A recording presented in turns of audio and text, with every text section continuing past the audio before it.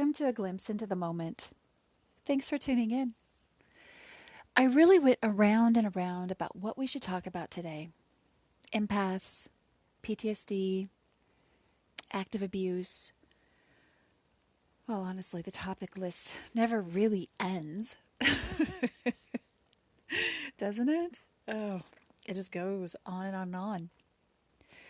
Where I landed, though, is let's talk about those micro things that happen during your day that push you into re-traumatized spaces.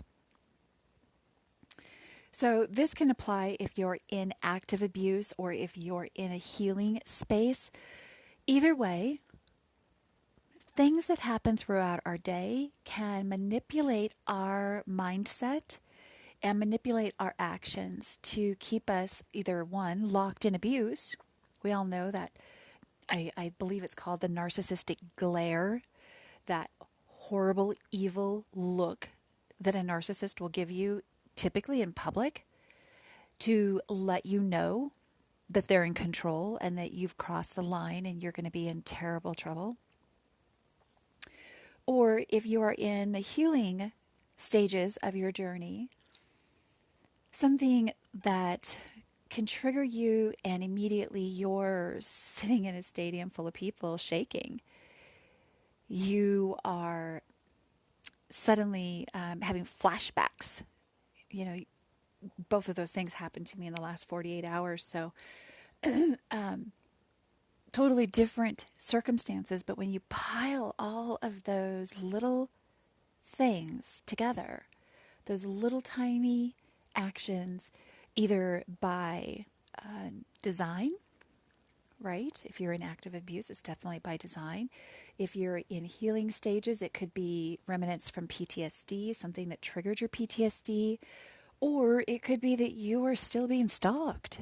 And it could be a combination of those two, you're healing and you're being stalked, right?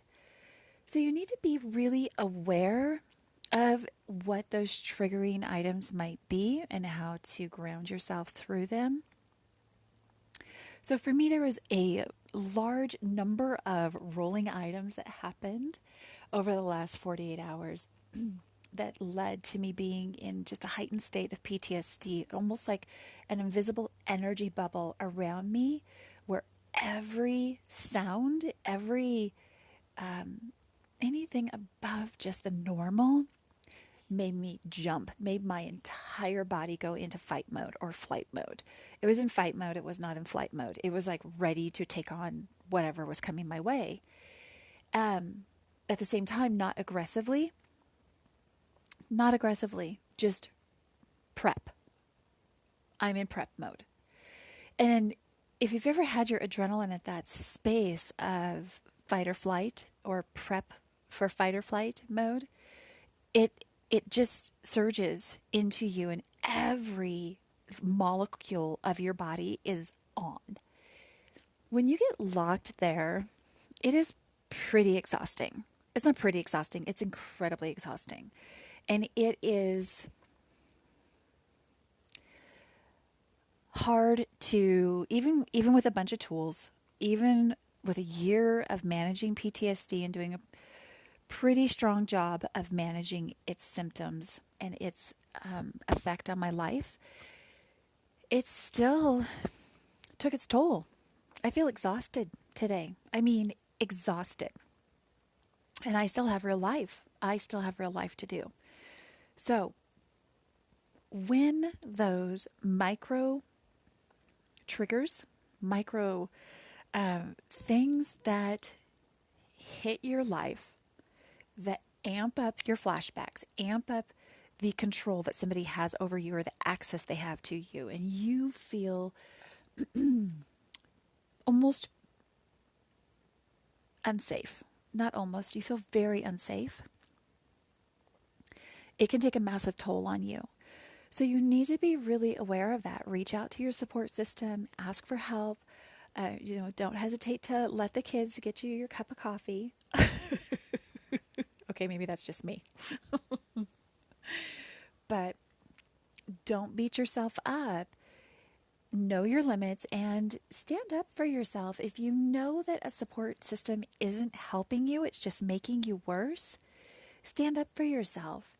And you'll know because you'll either be feeling better, safer, or you'll be feeling like the tornado is spinning up faster, growing, grabbing in more things. And those are not good spaces to be in. But you have to be really, well, honest with yourself about what's happening to you, and then honest with your support team around you. Stick around for after the break, and we'll walk through one situation that happened to my daughter and I yesterday, and unpack that and see where it left me and how we climbed up from there. Stick around, see you on the other side of the break. Thanks for sticking around. So, my daughter and I've been fighting my PTSD since I did the live last Friday. I think that it just got a lot of thoughts happening, and I was doing okay until something happened in that football stadium. I was watching track. Something happened in that stadium that really left me shaking. And I felt very confined, very watched, very stalked. And cyber stalking is massive. It is a massive tool in my marriage that I had. And as I break free, it still crops up. And there's just enough of it happening that it's like a cat and mouse, like, I still have access to you, right? It's just with that narcissistic person who's, keep in mind, if you know what the narcissistic layer is, you will understand this game of cat and mouse just enough, just getting in your space just enough for you to know they can. Because it's important for them to never lose control. And we're going to stop there on that. Because this is not, I don't proclaim to be a narcissist expert. I just know the person that I was tethered to and how breaking free looks, feels, and honestly, how hard it is, how scary it is at times. And on Friday, sitting in that bleacher stadium, I was scared. The fear hit me. And it didn't hit me in this way that I can control my mindset. It triggered my mental illness. It triggered my PTSD. Now, maybe my PTSD was a little already chaotic because we had talked about it on the live that morning, but I felt fine until that moment of seeing my safety, my privacy tapped into. That was the moment that did it. So we go through Saturday. There's a few other little things that are pushing on me, right? There's the flashbacks that are coming. There's loud noises are getting me. I know that I am fighting for my past hitting me and what's real in my present. So I'm really, really pushing and trying to ground myself into reality, into safety. And the day comes and goes, and my daughter's friend was with us, and they had a lovely day playing together, and so it was time to take her home. So my daughter and I, and of course Maggie the dog, we take her home, and it's just 10 minutes away. So we're coming back to our home, which you have to drive up a long, bumpy, partially blacktop, partially gravel, partially dirt. It's kind of all depends on where you're at on the road as to the condition of the road. But it's very long, and it has a couple of side roads that are the same condition that feed into the main road. So we're coming up the main road, and I know everything in me is energized. I can feel a little and that's where my body's at. It's locked in that right up there at the top. Do you know what I mean?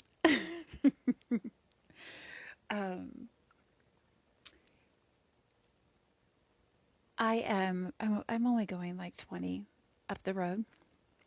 And all of a sudden, as I approach the side road, there's Preferably, there's nothing. There's people stop and they wait their cars there before they pull out onto the main road, right? So I'm going 20. I don't see anybody preferably sitting there at the road. Well, just as I get 2/3 of the way past that road, a black, like matte black, so it's almost like they've painted it with, spray paint or something, but a matte black, old, some kind of a sedan car comes flying out of that. And they're a little almost looking out of control. I swerve my car, my SUV, to the right and I accelerate and I get just around them. That, like just them flying, they must have been going 35 or somewhere between 30 and 40. They were definitely, it's a blind, there's a blind hill. You drop into a little teeny tiny gully that's super bumpy. Like you would ruin your car. It's to go through that fast. You would seriously do damage to your car. And I know this because we did once. We ruined our brakes. Anyhow, so, teaching kids to drive, it's an adventure. So you if you hit that fast, you're just being really reckless. So then they just flew out into that gravelly, gravel's like ice, for fuck's sakes, especially on blacktop. So they flew out and my windows are down. It's a beautiful afternoon, early evening. Their windows are down. It's one person in the car. And they, I accelerate around them and they come up. They come up right behind me and they are just blaring on their horn, screaming out their window. Well, I'm already in this space of heightened PTSD. I am now getting immediate flashbacks of road rage and this kind of anger that I experienced in my marriage, and I shut down. And I just need to be away from this person. And I am not going to go flying up the bumpy road in an unsafe manner because now I'm completely locked in this, like, I just need to be away from you space. And so I stop my car and they literally just come right on behind my car. Half of them is sitting in the middle of the road and half of them is behind my bumper. And they're super close. They are just laying on their horn, which quite honestly, it's a little tiny sedan car. So the horn is like, not very powerful. So it just seems silly. It seems silly to me, like in my head, even now. And I remember thinking like, oh my God, your horn sounds silly. Like knock it off. But they are just screaming at me to go, or whatever it is. They're screaming at me. I don't even know what they're screaming at me. And I just keep saying over and over and over, please just pass. Please just pass. Please just pass. There is like my tactical brain from my 4 years of Kung Fu is like running through the situation. And what should I do? I got to take a quick break. Hang on and we'll be right back.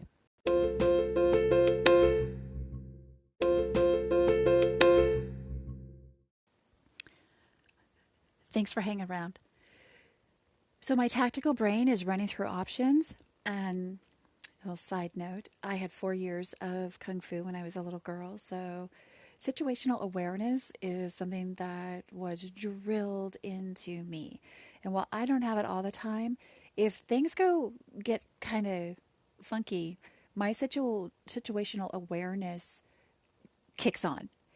And I don't know what this person's going to do, but I do know there's only one person. I never take my eyes off of where that person is and what they're doing.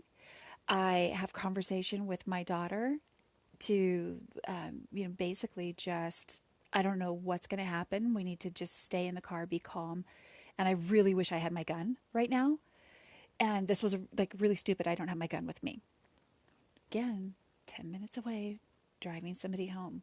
And now I'm in a road rage incident. Somebody is super pissed and I really don't know exactly what direction to go with this. I know that everything in my PTSD is like, please just get away from me. Please just get away from me. And that I actually just keep saying, I've got my hand out the window, just waving them by. Please just pass. Please just pass. Please just pass. Please just pass. something, and I don't know what it was. I don't know if my voice was escalated or loud. I don't know what it was that made this person stop beeping their horn and calm down. But they stopped beeping their horn and they calmed down. They would not pass. And I actually say out the window, I want you to pass because I'm going to go super slow and it's just going to infuriate you. Just pass. They wouldn't. I don't know if they didn't feel safe to pass me. I don't know what the problem was, but the road that like just, half a football field ahead of me, it's going to be super bumpy and I'm not going to be able to go fast like they're wanting to obviously go. And so I'm stressed because I do not want them behind me anymore. Plus I don't want them to know where I live. And it's bad enough they've got my whole car, they've got my license plate number. That's bad enough. But now I'm running the risk of this is a dead end. Like where I'm going is all dead ends. There's one I could circle back down and around, but it's super cranky road. I am in an unsafe position. My daughter is in an unsafe position, and my PTSD is now fucking triggered because of the flashbacks. So I was already, you know, edgy, edgy, but now I am in active PTSD, and I'm scared, and I don't really know what to do with it. So I do the only thing that I can, and I hold. I hold where I am until I'm positive that person is going to stay where they are. Again, my situational brain, my tactical brain, hasn't taken my eyes off of that aggressor. I have not shown aggression. I have simply asked them to pass me. Please pass, please pass, please pass. I know you're not going to like the way I'm going to drive. Please pass. I have run through my options. So my options is not to just, if this person does decide to do something, I'm in an SUV, they're in a tiny little black car, they will lose. And I already know this. So I have options. I feel like I'm doing everything I can do to diffuse this situation. And so then I decide, okay, they have calmed down. I am going to try to drive. So I start driving and I'm watching and they immediately drop way back. So their anger has passed. They now have gained some control over the near wreck situation, the aggression that they were having.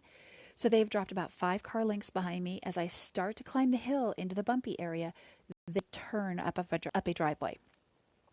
So maybe they didn't want to pass me because they didn't want to literally pass me and then drive, 100 feet and turn. I don't know why they didn't want to pass me. It seems like it would have been just good for them to just get out of the way.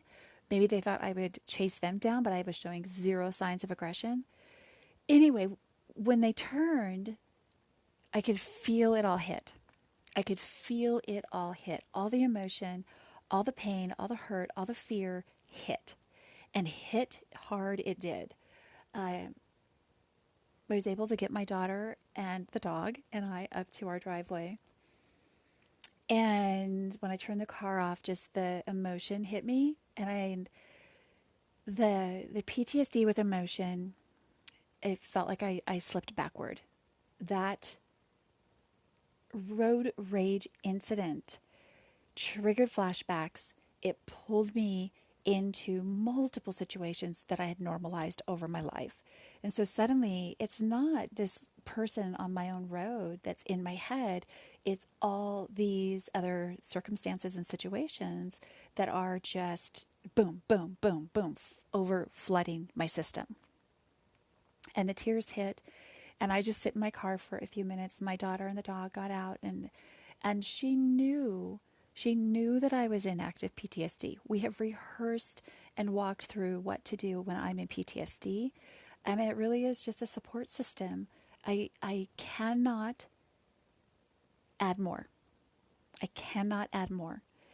And after a minute or two, I got everything calmed, got in the house, and, immediately you get in the house and you get bombarded by people and their needs. And it wasn't my children. There's a renter living here too. And so their needs were right in my face. And so I was able to be like, park you. Nope. And I was able to remove myself to a safe space, which is my bedroom that I share with my daughter. And I was able to feel like I could get some semi-balance of control of myself back under me. And that was what I desperately needed in that moment. I needed to get to where I could calm my nervous system down, calm down my entire overloaded system, take the flashbacks down, grounding myself, touching, fabrics, touching the ground, feeling the breeze, opening the door, feeling the breeze on my face. I got to a spot, was pretty good. And then I put on a movie, and I realized during that movie about it, and I visited with my friend when he called, and we dialed into what is need versus what do you think needs. And thank God that my friend is super responsive to that. And he was able to just sit with me, because in active PTSD, Nita, cannot stop. I cannot get ahead of it. I just need to get through it. And then next time I can put some more tools in place to not get where I was. So when I got to the point of watching the movie, I'm an hour into the movie, kids start coming home from, overnights and visiting friends and these different things. And they come up and they're checking in on me, and it's lovely. I mean, they have their own plans. They're teenagers. They're doing their own thing. My daughter's playing a game with her friend online. And so everybody's got their own thing going on. They don't really need mom for much, but they're checking in, showing me love, and just sitting with me. And I tell them, what has happened. And they were kind enough to sit and give it grace and acknowledge how scary that must have been. And that was important. And that was really valuable to me, to not be dismissed as I would have been in my past. And I could feel my whole system kind of calming. And so when I was watching the movie, I was like in this little mummified space on the bed. And I realized that I have one of my daughter's stuffed toys like cuddled up to me, like I'm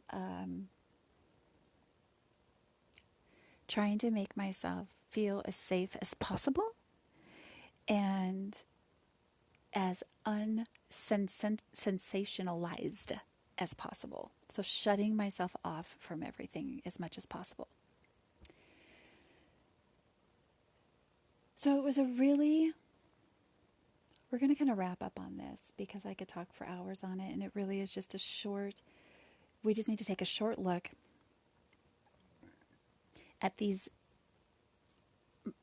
tiny little things that can happen in your life, right? We've likely, if we drive, we've likely had somebody beep the horn at us. We've likely had somebody yell at us, and it's likely not even been our fault before. And we've had to get through those moments. When you couple something like that with a PTSD illness within somebody, it can effectively really drive them to an unsafe space for themselves. So having the right tools and techniques around you during your PTSD, being an advocate for yourself about what you need, what has to happen in order for you to get through that, and then giving yourself a lot of grace to know that like when I was in my active PTSD yesterday, I there's so many things that I would not have gone and done. Hiking would be one. I tried to get my journaling out and I just couldn't get my head into it. So it really is just doing what you need to do for you and start to recognize those things, those micro triggers, those micro events that catapult you into yourself. And that could be whether or not you have PTSD or whether or not you're in active or inactive abuse or just a healing space. Wherever you're at, start to really mentally or maybe even jot down that list of those items that you need to keep a better handle on so that you can be as safe as possible. All right, guys, thanks so much for joining A Glimpse into the Moment. I look forward to hearing from you guys. I appreciate your feedback so much. It really helps me on my journey, and it helps me to push forward in new directions. Let me know if there's a topic you want to cover, and if you want to be a guest, shoot me a DM. I would love to visit with you about that. Have an amazing day and take care of yourself. Be kind to you.